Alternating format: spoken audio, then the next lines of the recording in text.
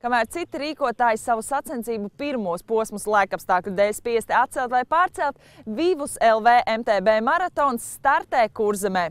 Starts un finišs Ventspils piedzīvojuma parkā. Laika ziņās teica, būšot vēsu, taču šeit Ventspilī no augstuma nemiņas. Saule un plus 10 grādi. Tā jau ir, ar laikapstākļiem kā ar bitēm. Neko nevar zināt.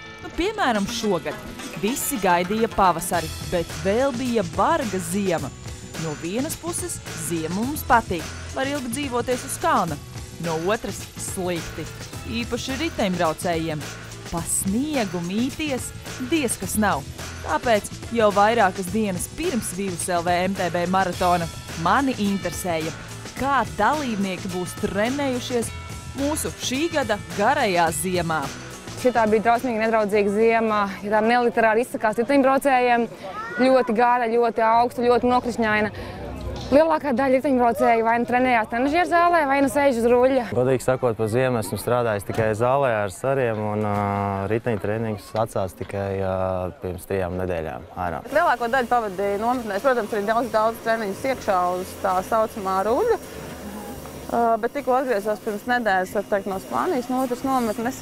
Pārsvarā pa šosei tikai visu ziemu, vakaros pēc darba.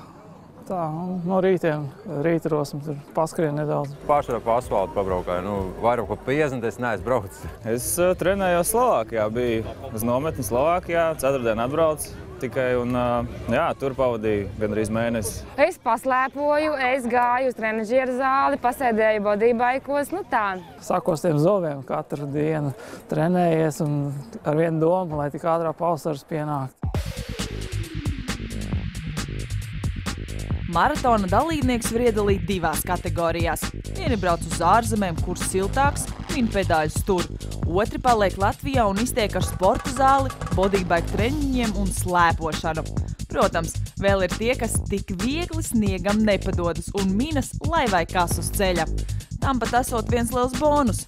Sniegā braucot ar velosipēdu, kura riepas bez radzēm, varot labi uztrenēt tehniku.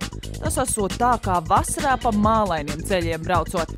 Nākamziem būs man arī jāizmēģina. Jā, tā ziema šogad radījusi ne tikai grūtības treniņa procesiem, bet arī sacensību organizētājiem. Lai arī Kurzemē ziema beidzas ātrāk nekā Latgalē vai Vidzemē, neliels satraukums maratonu rīkotājiem ir. Tā kā pati nevarētu nobraukt pat pusmaratonu, vismaz pagaidām, nolēmu vērsties pie dalībniekiem. Mazums trasē kaut kur sniegs līdz ceļiem. Perfekti, viss bija patiesībā ļoti sauss, sniega vispār nebija. Tā kā veloprofam liels paldies, ka viņi nenobijās un atstāja savā datumā sacensības. Viss jau bija nocietušies pēc sacensībām, tā kā es domāju, visi apmierināti, priecīgi un tiešām ļoti labi. Te viss notika, organizatori beig labi izdomājuši. Jāizmanto Kurzemi, mums Latvija ir lieliska valsts, kur gada laika var atšķirties. Var teikt, Latvijā MTB sezona atklāta. Domāju, citiem seriālu organizētājiem vajadzētu šito ņemt vērā, rīkot pirmos posmus tur, kur ģeogrāfiski izdevīgāk tas ir, nevis, teiksim, Vidzemē, kur vēl sniegs mežā. Vivus LV MTB maratona rīkotāji tik tiešām trāpījuši desmitniekā, gan ar reģionu, gan datumu izvēli. Pirmais posms ir kā iesildošais citiem MTB maratona posmiem, jo nav tik tehniski sarežģīts, taču ir pietiekami izturību prasošs.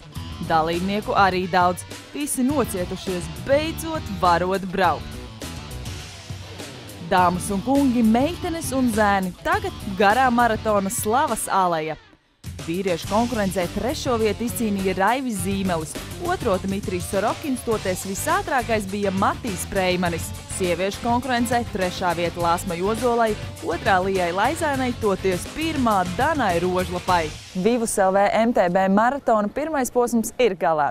Nākamais 2. posms 26. maijā Apē. Starts Apes mototrasē. Tiekamies tur!